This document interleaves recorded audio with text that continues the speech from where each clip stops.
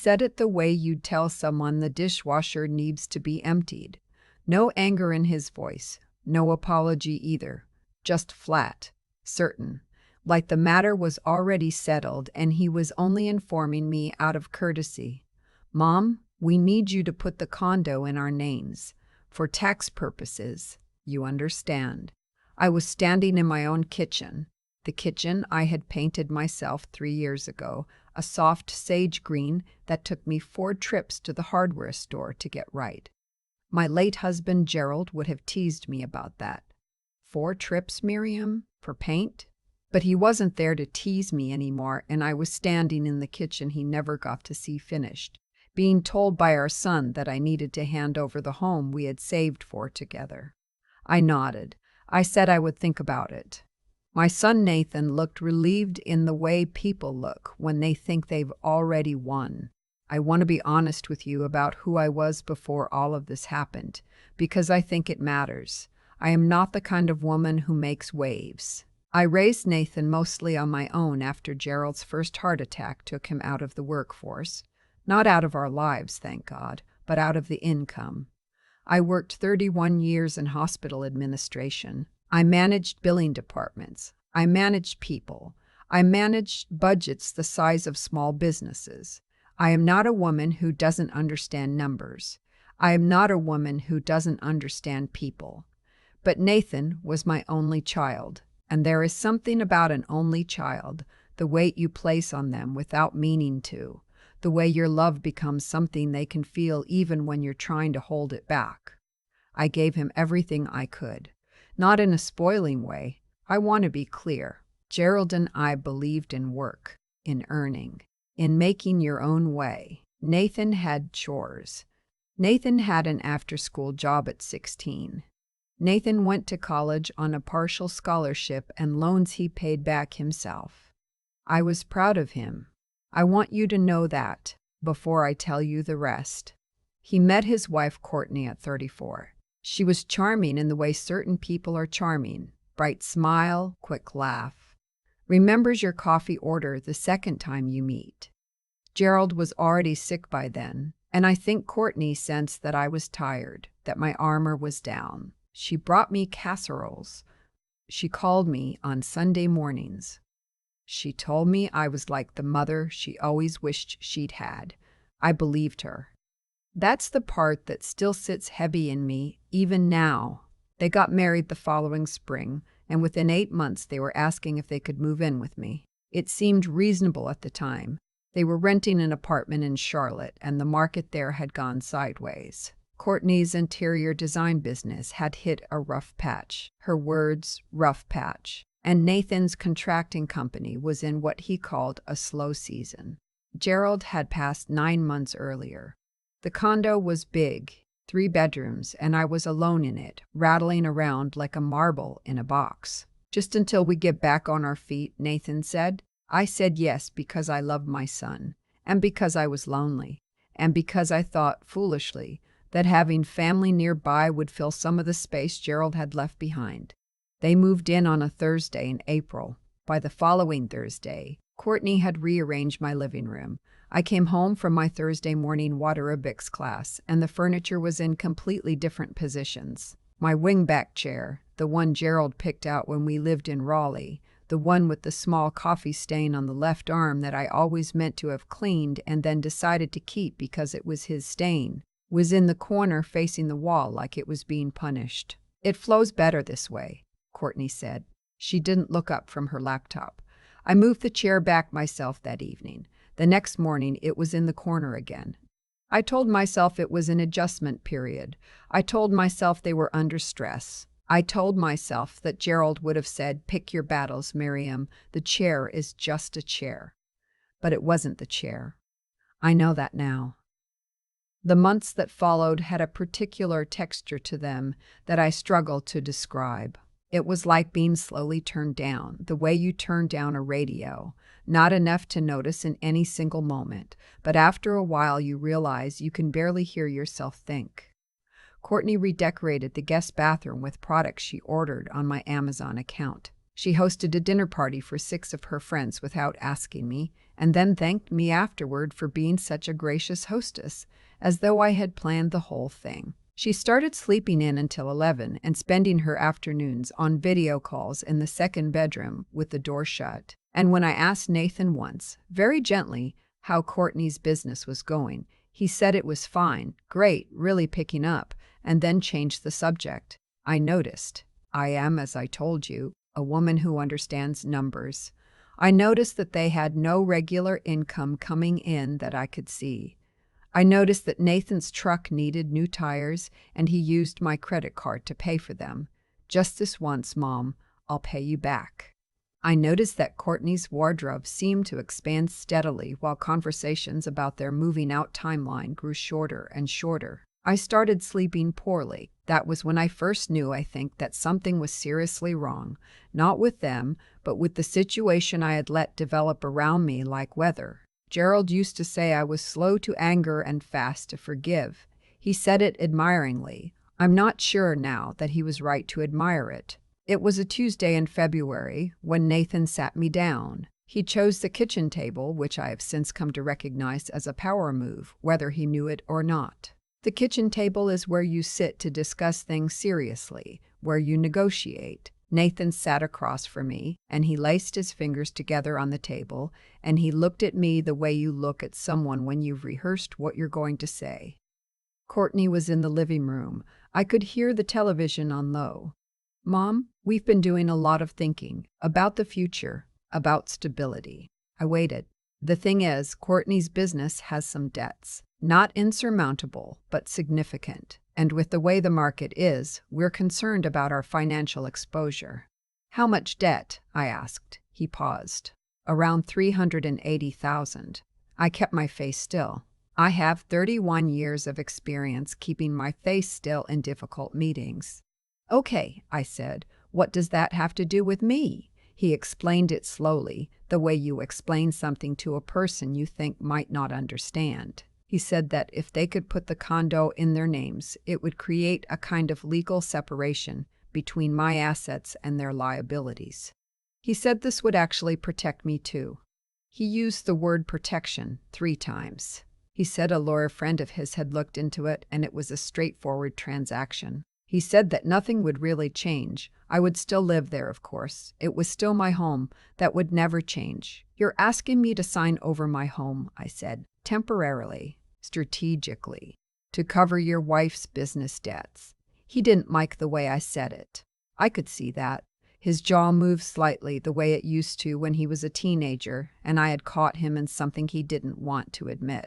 It's not to cover anything, it's to protect Nathan. I said his name quietly. I understand what you're describing. And I need you to understand that what you are describing is asking me to give up the asset your father and I spent our lives building. He sat back, and then he said something I have turned over in my mind every day since. Well, if you're not willing to help us, then maybe this living arrangement isn't working the way we hoped. Maybe it's time to think about whether this is the right fit for everyone. I heard Courtney turn the television off in the other room. I said I would think about it. I did not sleep that night. I lay in the bedroom Gerald never got to sleep in. We bought this condo 4 months before he passed. We had exactly 2 nights in it together, and I stared at the ceiling and I thought about what had just happened. My son had just told me, in careful language, that if I did not sign over my home, I would be pushed out of it. I want you to sit with that for a moment, because I think sometimes when we hear these things, we rush past them. I lay in that room and I let it land.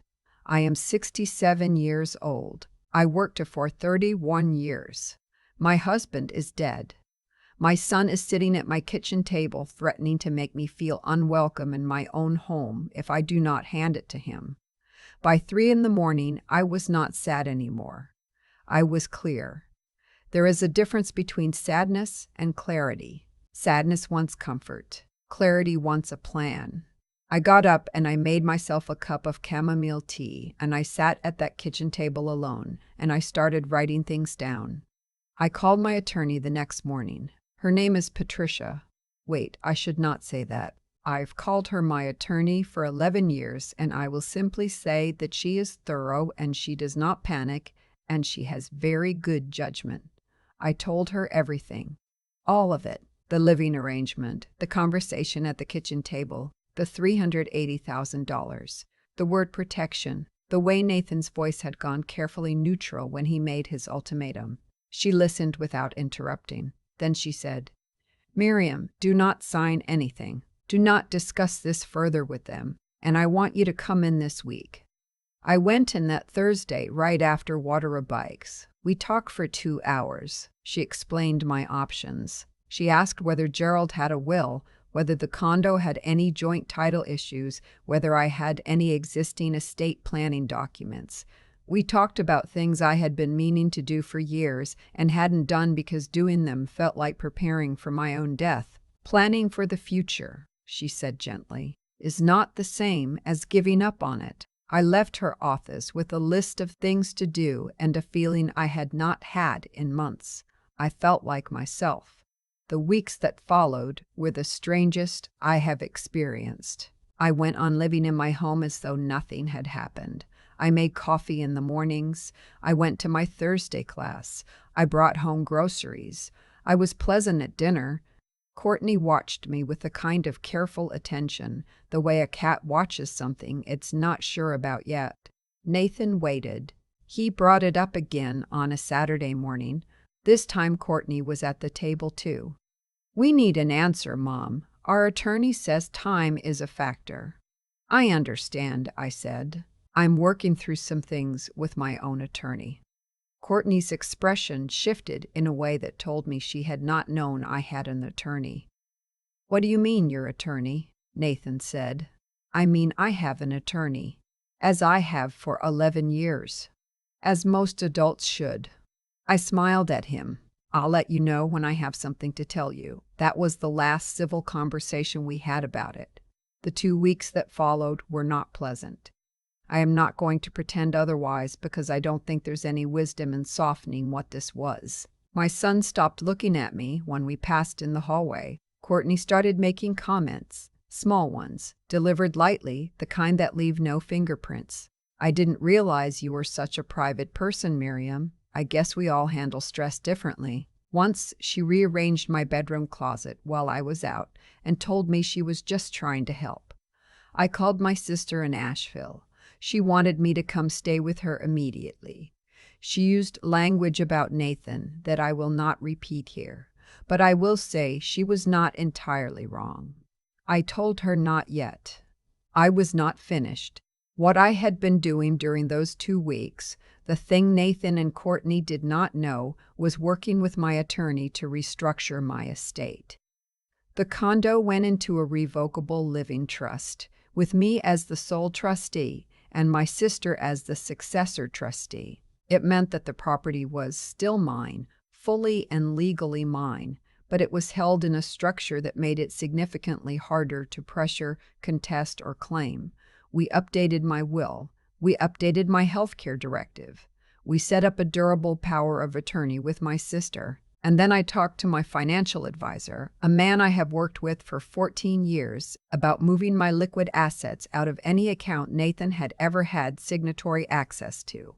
There was one from years ago, when he was in college, when I had added him for emergencies. I had forgotten about it. He had not. I took care of all of it. And then I packed a bag. I want to explain the packing because I think it could be misunderstood. I was not running away. I was not being pushed out. I had decided, after many sleepless nights and several very honest conversations with my attorney, my financial advisor, my sister, and myself, that remaining under the same roof as 2 people who had tried to take my home was not good for me. It was not safe for me, emotionally. And at 67 years old, I have earned the right to protect my own peace. I told no one I was leaving. That was intentional. On a Wednesday morning in April, almost exactly 1 year after they had moved in, I put 2 suitcases in my car while Nathan was at a job site and Courtney was in her room on a call. I had arranged to stay with my sister in Asheville for an extended visit. I left a note on the kitchen counter. It said only, "I need some time. I'll be in touch. The fridge needs to be cleaned out by Friday, Mom." And I drove away. I did not look in the rearview mirror. That is not because I was not tempted. It is because I made a choice not to. I had been at my sister's for 11 days when the calls started. Nathan first, 3 times in one afternoon. I did not answer. Then a text, "Mom, where are you? We're worried." I texted back that I was safe and would be in touch soon. Then, on the 14th day, the certified letters arrived. I had asked my attorney to send a formal letter to Nathan and Courtney at the condo. Not a threat, not a demand, an informational letter. It explained that the property had been placed in a revocable living trust. It explained that as a result, no transfer of ownership, no lien, and no legal action by a third party could attach to the property without my explicit consent as trustee. It outlined very clearly the legal definition of elder financial exploitation in the state of North Carolina, and it noted that certain recent conversations had come to the attention of my legal counsel. It also enclosed, very politely, a 60-day notice to vacate. I know how that sounds. I know some people will read that and think I was being cruel. I have thought about it many times. I concluded that I was not being cruel. I was being precise. There is a difference. Nathan called 17 times that day. I answered on the 18th, "Mom." His voice was not the controlled voice from the kitchen table anymore. "Mom, what did you do?"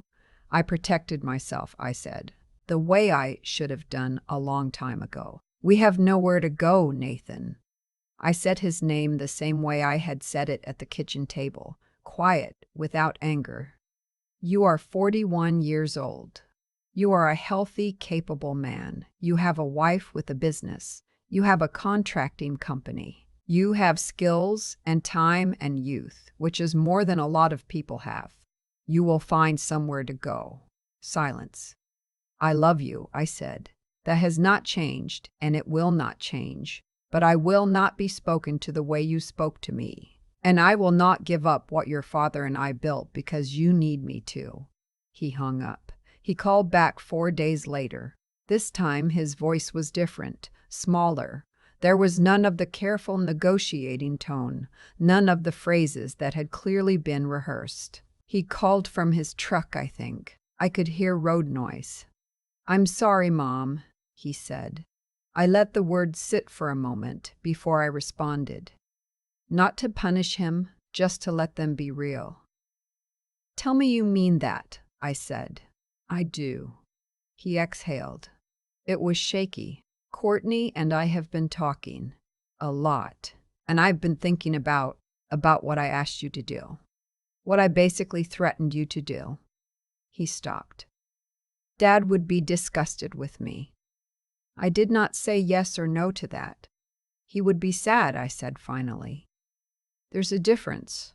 We talked for a long time that afternoon. I will not share all of it because some of it belongs only to him and me. What I will say is that I heard something in my son's voice that afternoon that I had not heard since Gerald's funeral, something cracked open and honest, without the layers of performance and strategy that Courtney's presence always seemed to bring out in him. He told me things I will not repeat about the business, about the debts, about how he had let himself become someone he didn't recognize. He cried. I have not heard my son cry since he was a boy. I did not cry, not on the phone. I cried later at my sister's kitchen table over a bowl of her gumbo because she makes the best gumbo I have ever had, and there is something about sitting in your sister's kitchen after a very long ordeal that opens things in you that you did not know were shut. The 60-day notice ran its course. Nathan and Courtney found an apartment in Concord.